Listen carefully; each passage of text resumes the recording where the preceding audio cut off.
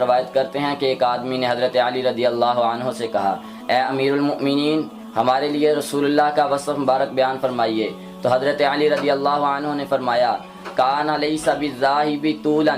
وفوق الربعۃ اذا جاء مع القوم غمرهم، کہ آپ صلی اللہ علیہ وسلم بہت زیادہ دراز قد تھے، نہ ہی کوتاہ قد بلکہ میانہ قد کے تھے، اور جب آپ صلی اللہ علیہ وسلم کچھ لوگوں کے ساتھ ہوتے تو ان سب میں نمایاں ہوتے۔